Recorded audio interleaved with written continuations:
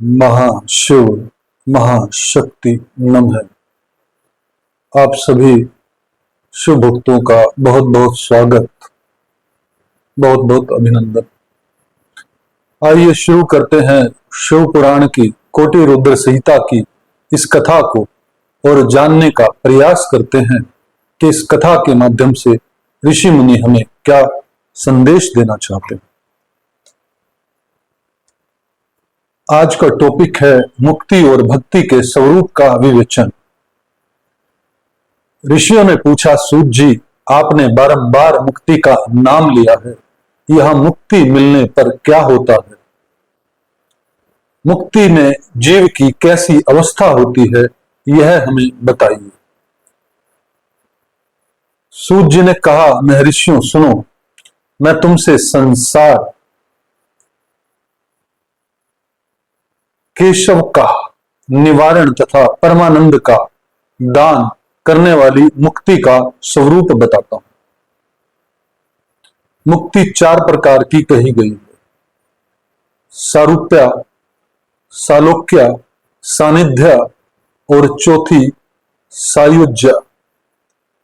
यहां पर मैं एक बात स्पष्ट करना चाहता हूं जो मेरी समझ में है कि मुक्ति की टाइप जो है वो कहने से समझ पाना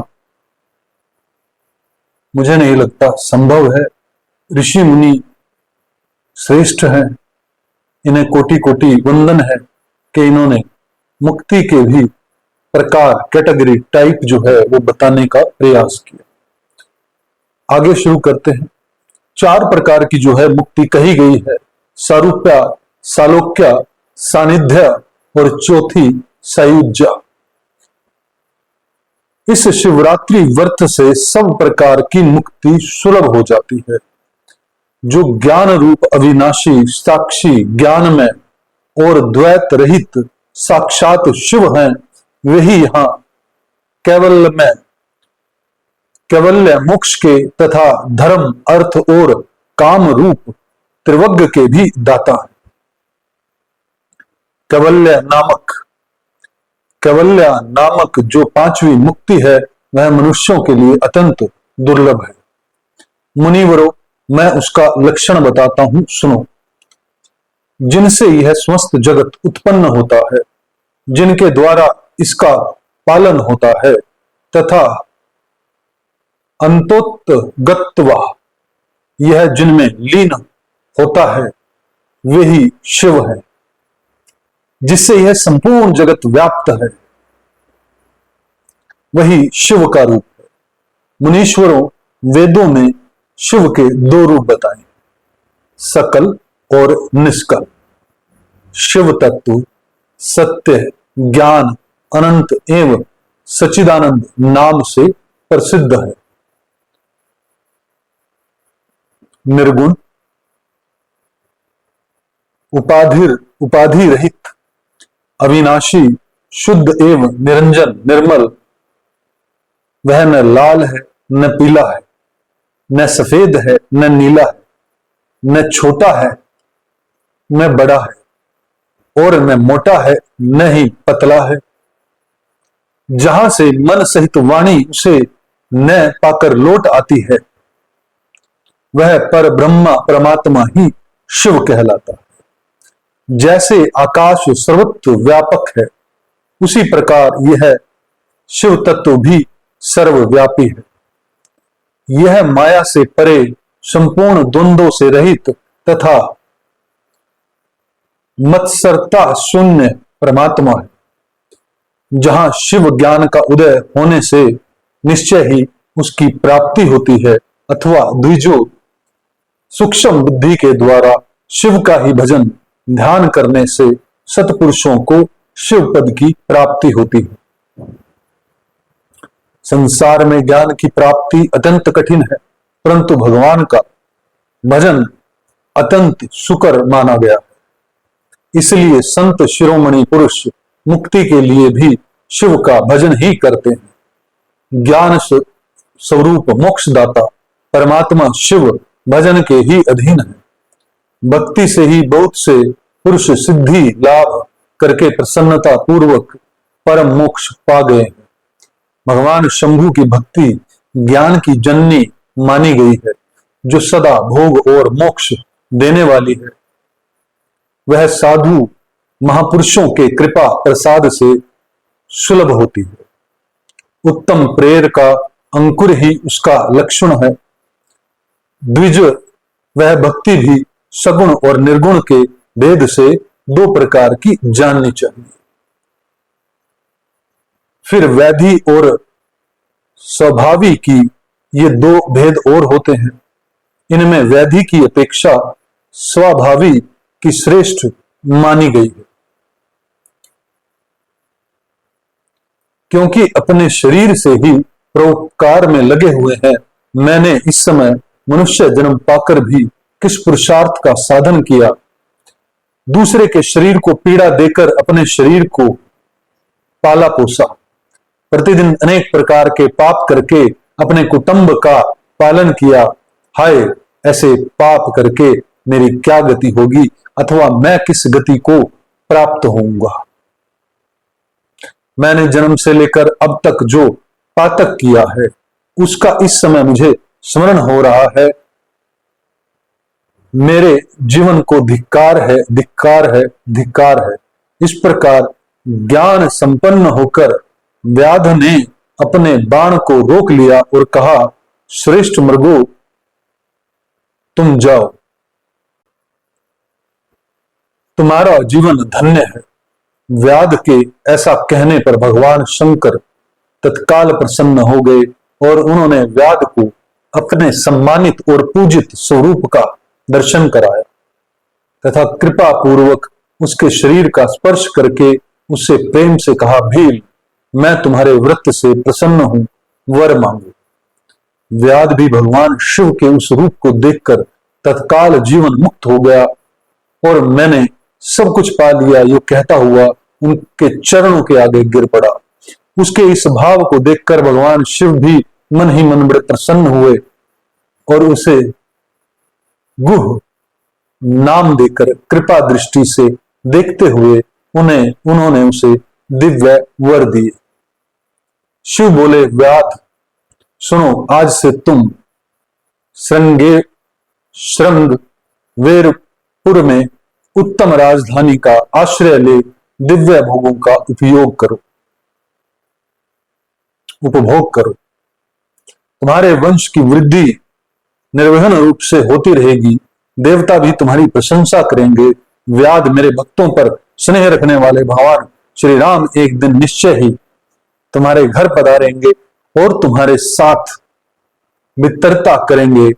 तब मेरी सेवा में मन लगाकर दुर्लभ मोक्ष पा जाओ। इसी समय वे सब मृग भगवान शंकर का दर्शन और प्रणाम करके मृग योनि से मुक्त हो गए और दिव्य देहधारी हो विमान पर बैठकर शिव के दर्शन मात्र से शाप मुक्त हो दिव्य धाम को चले गए। तब से अर्बुद पर्वत पर भगवान शिव व्याधीश्वर नाम से प्रसिद्ध हुए, जो दर्शन और पूजन करने पर तत्काल भोग और मोक्ष प्रदान करने वाले।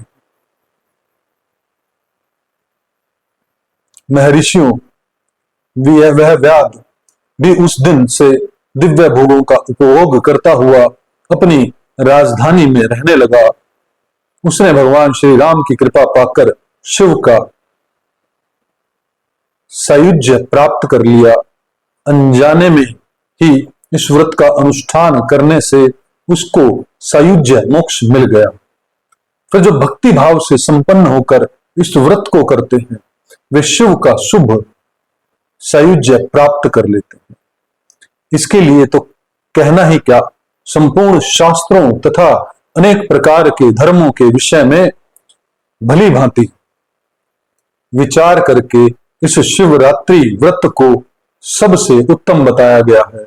इस लोक में जो नाना प्रकार के व्रत, विविध तीर्थ, भांति भांति के विचित्र दान, अनेक प्रकार के यज्ञ, तरह तरह के तप और बहुत से जप हैं, वे सब इस शिवरात्रि व्रत की समानता नहीं कर सकते। इसलिए अपना हित चाहने वाले मनुष्यों को इस शुभतर व्रत का अवश्य पालन करना चाहिए। यह शिवरात्रि व्रत दिव्य है, इससे सदा भोग और मोक्ष की प्राप्ति होती है। महर्षियों, यह शुभ शिवरात्रि व्रत व्रतराज के नाम से विख्यात है। इसके विषय में सब बातें मैंने तुम्हें बता दी। अब और क्या सुनना चाहते हो? ऐसा ऋषि मुनि कहते हैं। आपसे कुछ साझा करना चाहता हूं, जो महाशिव महाशक्ति की समझ से कहूंगा मैं, तो जो मुझे समझ आ रहा है। मैं ऐसा अक्सर पढ़ता था, जैसे गीता जी का पाठ करते हैं या शिव पुराण का पाठ करते हैं, तो उसका महात्म जो होता है उसके अंदर कहते थे कि भगवत गीता का ये पाठ, इस चैप्टर का, इस अध्याय का पाठ जैसे ही किया किसी ने, बड़ा पापी था, और तभी भगवान की कृपा हुई और आकाश से विमान आए और उसे लेकर चले गए। मैं सोचता था कि ऐसा कैसे होता होगा, परंतु ऐसा समझ में आता है कि जब भी हम कोई पुस्तक पढ़ते हैं और उसको जब तक प्रैक्टिकल में नहीं लेके आते, तो वो एक नॉलेज की तरह बन जाती है। मैं ऐसा अक्सर देखता हूं कि भगवत गीता का पाठ लोग मंदिरों में किए जा रहे हैं, किए जा रहे हैं, किए जा रहे हैं, परंतु उन्हें किसी भी तरह का आध्यात्मिक लाभ, जिसको हम कहते हैं, वो नहीं हो रहा। या ऐसा कहें कि उनकी चेतना के अंदर किंचित मात्र भी उत्थान नहीं हो रहा। उनकी चेतना का, उनकी चेतना किंचित मात्र भी ऊपर नहीं उठ रही है, वहीं की वहीं, बल्कि उससे और नीचे की तरफ जाती हुई दिखती है। कोई 20 साल भगवत गीता का अगर पाठ कर रहा है, तो उसकी चेतना का स्तर और नीचे हो जाता कैसे हो सकता है?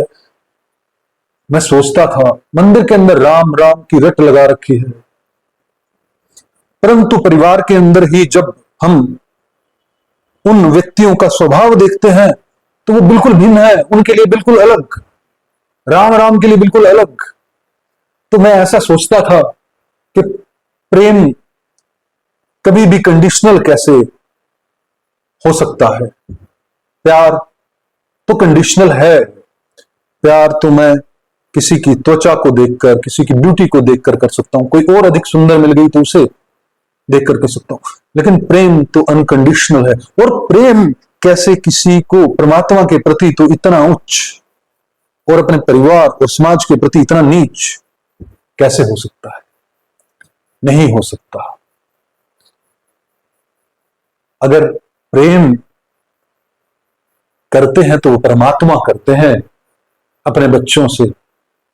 उनके लिए मनुष्य भी ऐसे, उनके लिए मृग भी ऐसे, उनके लिए शेर भी ऐसे, उनके लिए सांप भी ऐसे, उनके लिए इस ब्रह्मांड में रहने वाला हर जीव ऐसे, और अशरीरी भी ऐसे ही वो जीव, वो उसका भी तो उत्थान करते हैं। आत्मा जो जीवन नहीं ले पा रही है, जिसको शरीर नहीं मिल पा रहा है, उन पर भी कृपा करके वो शरीर देते हैं, मुक्ति का मार्ग फिर से उनके सामने लेकर आते। और हम सब के सब, मैं 0.00001% भी नहीं कह सकता, मैं कहता हूं सबके सब हम परमात्मा को प्यार करते हैं, प्रेम नहीं। प्रेम करने की बात के अंदर सिर्फ और सिर्फ प्यार करते हैं, कंडीशंस के साथ। कभी भी मैंने किसी को भी परमात्मा के चरणों में ऐसे ही बैठे नहीं देखा, उनके ध्यान में ऐसे नहीं, मतलब बिना मांग के देखा ही नहीं। इसीलिए मैं अक्सर कहता हूं कि हम भिखारियों की कौम है। कोई हिंदू नहीं, मुसलमान नहीं, सनातनी नहीं, क्रिश्चियन नहीं, भिखारी। हर कोई मांगी रहा है उससे, और परमात्मा प्रेम की मूर्ति है, प्रेम का सागर है, वो दे ही रहे हैं। कोई कंडीशन नहीं, अनकंडीशनल है। हमारा दिमाग ही कंडीशन लगाता है, क्योंकि मैंने ऐसा कर्म किया है तो क्या परमात्मा मुझे फल देगा, क्योंकि मैंने कंडीशन लगाई तो वो तथास्तु। परमात्मा की कोई कंडीशन नहीं। तो जब मुक्ति भी मिलती है तो मुक्ति भी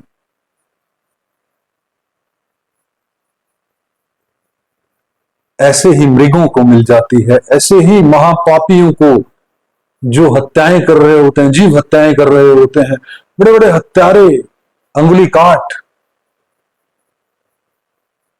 कहां इतना बड़ा संत साधु में परिवर्तित कर दिया परमात्मा ने।